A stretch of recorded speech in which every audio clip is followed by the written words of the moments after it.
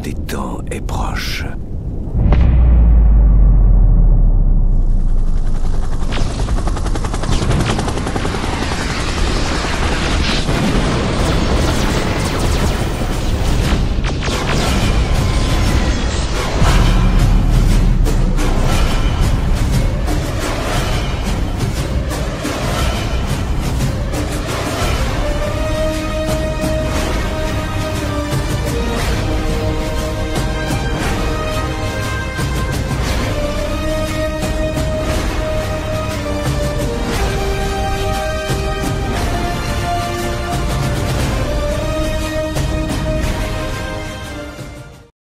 Avec une suite qui atteint tous les records, Arnold Schwarzenegger n'entendait qu'une seule et même question de la part des fans. Quand ferez-vous un autre Terminator? Une grande communauté se forme assez vite sur internet et même la presse se pose la question. Face à cette demande, Terminator 3 doit impérativement voir le jour. L'interprète du T-800 se tourne naturellement vers James Cameron pour voir si son ami est partant pour empiler une nouvelle fois. Si le metteur en scène se montrait d'abord enthousiaste, il va au fur et à mesure être beaucoup moins partant. Le truc, c'est que les deux hommes s'étaient fait une promesse. Ne pas s'engager dans un Terminator l'un sans l'autre. Mais l'acteur souhaite plus que tout reprendre son rôle. Ce contrat amical va très vite être altéré par les conditions du développement du projet. Selon Cameron, s'il avait été propriétaire des droits, les choses auraient pris une toute autre direction. Bon, pour faire simple, le Canadien voulait tout contrôler, comme à son habitude. Le problème, c'est que ce n'était pas possible et que de toute façon, le cinéaste n'en éprouvait plus le désir. Il était déjà sur d'autres projets à vrai dire. D'abord prévu pour réaliser un Spider-Man, il retrouvera finalement Schwarzy pour True Lies qui sera un très beau succès. Ensuite, il se documentera énormément sur le destin tragique du Titanic. Donc Terminator, c'est de l'histoire ancienne. Il s'est senti agressé. James avait l'impression que nous voulions faire Terminator 3 contre lui, sans doute parce qu'il souhaitait monter le projet avec la 20th Century Fox. Malgré ça, Schwarzenegger fait tout pour convaincre son ami de revenir sur sa décision. En vain. Ce dernier lui dit même « Arrête avec ta loyauté et prends un maximum d'argent ». Une phrase qui n'est pas tombée dans l'oreille d'un sourd. Après plusieurs négociations, le cachet s'élèvera à 29 millions de dollars plus 20% sur les recettes, sans compter que l'acteur aura le droit aux meilleurs hôtels et à plusieurs voyages en jet privé. Mais nous y sommes pas encore. Pour le moment, nous sommes en 1995 et la société Carolco, qui possède maintenant 100% des droits de la franchise, ne va pas très bien. Suite à l'échec commercial de l'île aux pirates, la société connaît la faillite. A l'origine, notre société Carolco en possédait la moitié. L'autre moitié était la propriété de Gail Ann Hurd, productrice du premier Terminator et ex-femme de James Cameron. À l'époque de Titanic, elle et James Cameron ont essayé, auprès d'Arnold Schwarzenegger et de Gail Ann Hurd, de racheter les 50% de Carolco pour lancer un troisième Terminator. Notre société se trouvant alors en plein dépôt de bilan, ils pensaient que l'opération serait une simple formalité. Dans la mesure où nous avions entièrement financé Terminator 2, nous avons estimé que nous possédions toute légitimité dans la reprise des parts qui nous manquait. Après avoir récupéré ceux de Carolco lors de la vente aux enchères de ses actifs, nous avons demandé à James Cameron de réaliser le film. Comme il a refusé, Gail Ann Hurd nous a vendu ses parts. Voilà comment nous sommes parvenus à contrôler 100% des droits de la saga. Pour lancer ce nouvel opus, Mario Kassar et son partenaire Andrew Vajna fondent leur nouvelle société, C2 Pictures. Ensuite, les deux hommes doivent s'entretenir avec Schwarzy pour voir s'il est toujours partant, car sans lui, pas de Terminator 3. Mais après avoir enchaîné durant des années les productions comme Last Action Hero, T'aimes bien les omelettes? Tiens, je te casse les œufs. La course aux jouets, L'Effaceur, True Lies ou encore Batman et Robin, le comédien rêve d'une autre carrière, une carrière dans la politique. En effet, devenir gouverneur est maintenant sa priorité. C'est d'ailleurs en voulant soutirer quelques donations que l'acteur s'approche des deux producteurs. Mais tout ne se passe pas comme prévu. Cela s'est déroulé en avril 2001.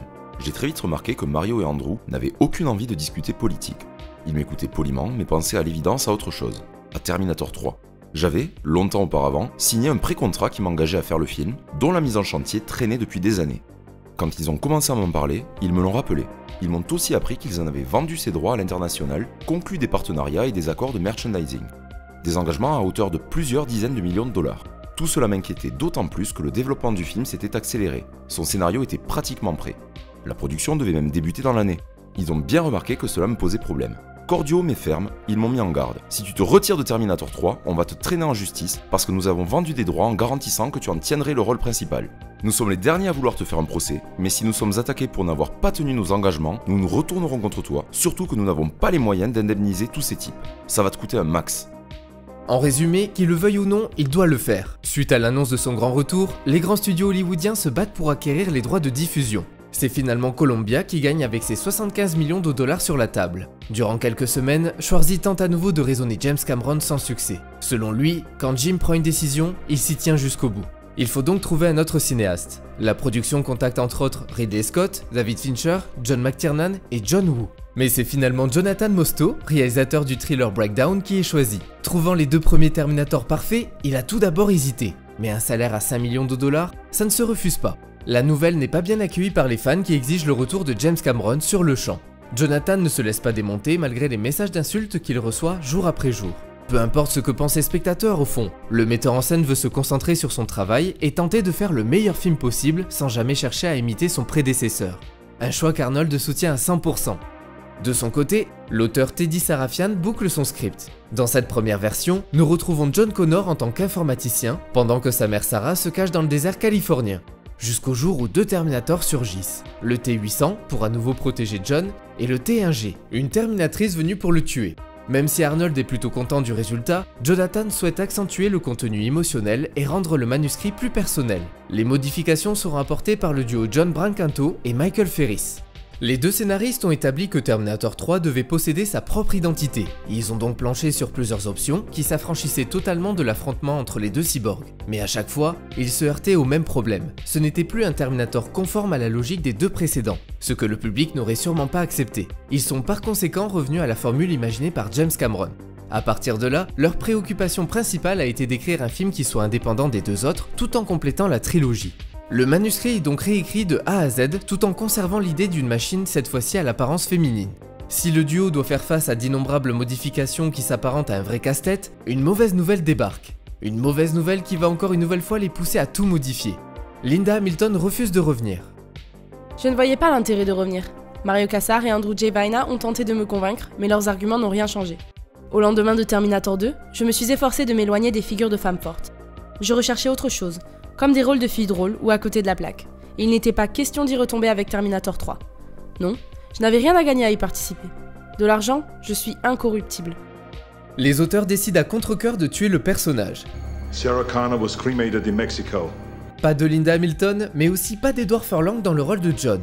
L'acteur a malheureusement dû être remplacé à cause de ses multiples soucis avec la drogue. L'engagé aurait été une grosse prise de risque pour une production aussi grande. Il est donc remplacé par Nick Stoll, qui pourtant ne lui ressemble absolument pas.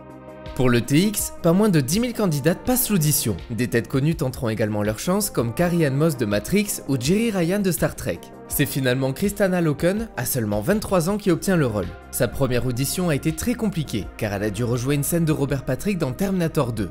Elle a répété à plusieurs reprises avant que Jonathan Mostow lui annonce qu'elle allait passer à l'étape suivante. Une deuxième audition pour le moins étrange, puisqu'on lui demande de sauter, tomber, donner des coups de poing et courir. Une fois embauchée, elle a subi un entraînement intensif de 2 mois. En plus de ça, elle a dû suivre un régime dicté par une nutritionniste dans la perspective de modifier sa silhouette et prendre de la masse. Comme Linda Hamilton à l'époque, elle a dû apprendre à manier des armes.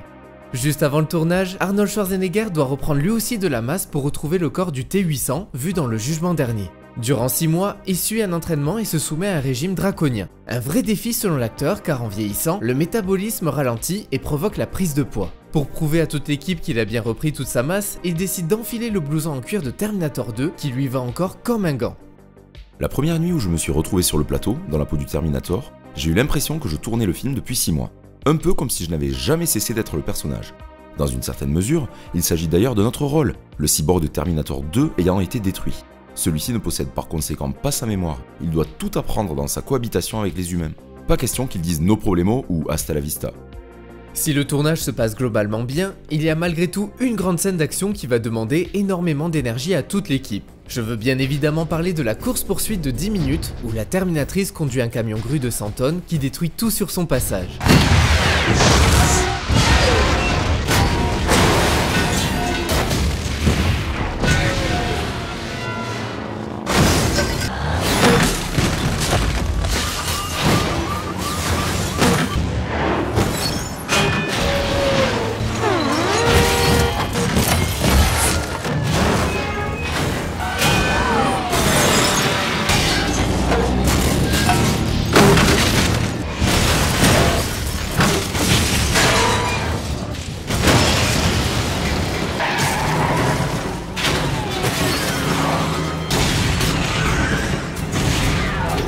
Plus de 400 mètres de décor a été construit pour être littéralement pulvérisé. Une séquence qui demandera à elle seule 1 million de dollars et qui mobilisera en tout 14 caméras. Pour en régler tous les paramètres, nous avons testé le matériel pendant 2 mois sur une piste de l'usine.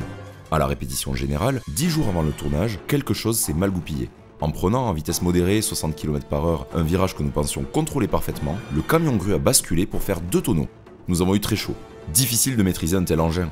Au freinage, il lui faut plusieurs dizaines de mètres pour s'arrêter, et chaque tournant nécessite d'infinies précautions. Victime d'une série de blessures à force de rester plusieurs journées pendu au bout d'une grue, Schwarzenegger sera opéré de l'épaule. L'acteur se donne à fond et va même financer une partie de la scène car la production de cette séquence avait légèrement dépassé le calendrier. Avec un budget de 175 millions de dollars, Terminator 3 devient à ce moment-là le film le plus cher de l'histoire. Au niveau des effets spéciaux, c'est cette fois-ci Pablo Herrmann qui succède à Dennis Muren. Face à toute cette pression, ce dernier lui conseille de se détendre et de faire le maximum. Le truc c'est que Terminator 2 demandait seulement 47 plans à ILM alors que dans ce troisième opus, il y en a plus de 500. Le spécialiste des effets spéciaux a commencé par travailler 6 à 7 mois sur le développement des logiciels, notamment celui qui permet la simulation du liquide formant le TX, et a ensuite enchaîné durant 5 mois à vérifier que la synchronisation soit parfaite entre les images réelles et virtuelles. Malgré l'énorme travail accompli, Stan Winston n'est pas entièrement satisfait du résultat. Pour lui, le long métrage est un bon divertissement, mais il manque quelque chose. La vision de James Cameron. Durant le montage, plusieurs scènes sont supprimées, mais une seule a retenu mon attention. Celle où on nous présente le sergent William Candy, qui a été sélectionné par la société comme modèle physique pour la peau artificielle des premiers modèles de Terminator. Hi, I'm Chief Master Sergeant William Candy. I was honored to be selected by CRS in the ongoing effort to save American lives.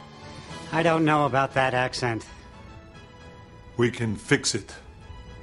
Ooh, it's me. Le soulèvement des machines sort le 2 juillet 2003 et rapporte un peu plus de 433 millions de dollars dans le monde. Le long métrage reçoit sans surprise des critiques mitigées.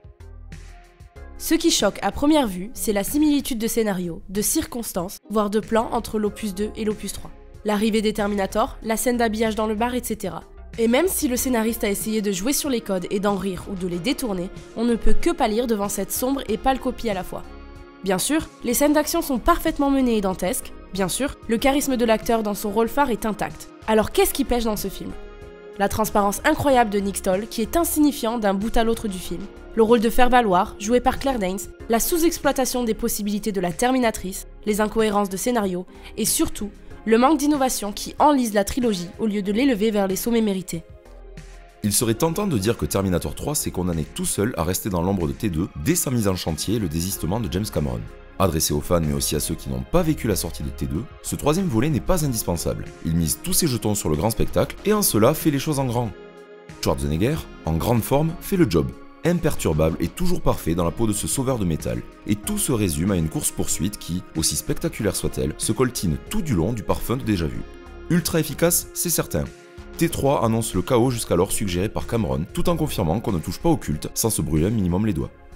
Personnellement, j'avais 13 ans le soir où j'ai vu par hasard Terminator 2 qui repassait sur TF1 en deuxième partie de soirée. 2 heures après, j'en avais tellement pris plein les yeux que j'ai très vite supplié mon père de m'acheter le coffret DVD des 3 Terminator. Je voulais absolument découvrir la suite du chef-d'œuvre que je venais de voir, mais aussi découvrir le premier film. Si Terminator premier du nom m'avait tout autant conquis, le troisième m'a beaucoup déçu. Malgré mon âge, malgré ma très maigre cinéphilie de l'époque, malgré le fait de revoir Schwarzenegger dans la peau d'un Terminator, malgré les scènes d'action, je savais que j'étais devant un film juste fait pour l'argent et rien d'autre. Bien sûr, tous les films sont produits pour ça, mais là, il n'y a aucun message, aucune envie cinématographique, juste l'argent.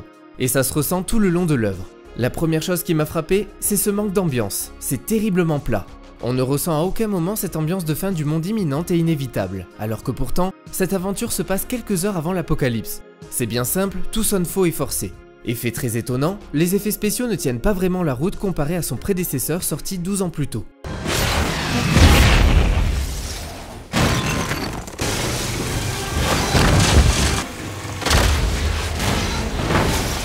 L'humour est limite parodique, les répliques du T-800 sont jamais bien recherchées, la réalisation est molle, bref, beaucoup trop de défauts. comme Nick Stoll qui est clairement une erreur de casting. Que ce soit clair, après T2 je ne m'attendais bien évidemment pas à retrouver une telle qualité dans la suite, mais là, c'est d'une tristesse. Même la bande originale, qui est pourtant réalisée par le compositeur Marco Beltrami que j'aime énormément, ne propose jamais quelque chose de dantesque, c'est toujours répétitif. Malgré tout, nous avons aussi des bonnes choses, comme la prestation de Kristanna Loken qui est impeccable dans son rôle de Terminatrice qui utilise sa féminité et ses attributs pour parvenir à ses fins. Ça se sent que la comédienne a travaillé dur pour être parfaite dans son rôle. Elle arrive à obtenir un regard et une apparence limite extraterrestre. Que ce soit dans les mouvements et dans les mimiques, tout est pensé et millimétré. C'est une belle prouesse.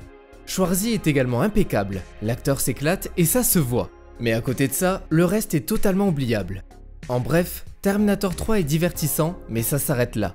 En tout cas maintenant, on sait ce que ça vaut un Terminator sans le talent de Cameron.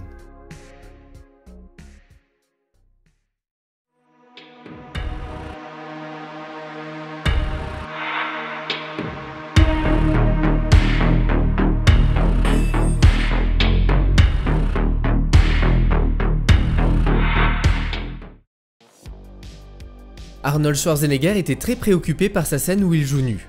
Âgé de 54 ans en 2002, il savait que les gens compareraient cette séquence aux autres de la franchise. Les storyboards des scènes du jugement dernier vers la fin du film étaient à l'origine beaucoup plus graphiques et comprenaient la destruction de la Statue de la Liberté, le panneau Hollywood en flammes et même la mort du Dr Silberman. La séquence où le TX gonfle ses seins a pris énormément de temps à être tournée parce que les ballons d'air sous le soutien-gorge de l'actrice ne fonctionnaient pas correctement. Plusieurs fois, l'un des ballons éclatait ou tombait en panne. John Connor devait initialement tenter de mettre fin à ses jours au début du film quand il se retrouve sur le pont. Le TX a été initialement écrit pour être un personnage masculin. Le studio a d'abord pensé à Vin Diesel, Ken Hodder et Dwayne Johnson. C'est seulement plus tard que le scénariste a décidé de réécrire le rôle. Le metteur en scène ne voulait pas que le T-850 soit bienveillant comme celui dans Terminator 2. Mosto et Schwarzenegger se sont mis d'accord pour que ce robot soit une sorte de figure d'autorité. En tant que tel, il a été écrit de manière à ne pas obéir aux ordres de John. James Cameron s'est exprimé en 2003 en disant qu'il avait beaucoup apprécié ce troisième volet. Mais récemment, son avis a changé et a estimé que seuls ces deux premiers films devraient être canon. Il a même qualifié toutes les autres suites de mauvais rêves. Et voilà, c'est tout pour Terminator 3. Et vous, que pensez-vous de cette suite sortie en 2003 ? En tout cas, j'espère que vous avez passé un bon moment et on se retrouve très vite pour de nouvelles rétrospectives. En attendant, n'oubliez pas de commenter, liker et à vous abonner.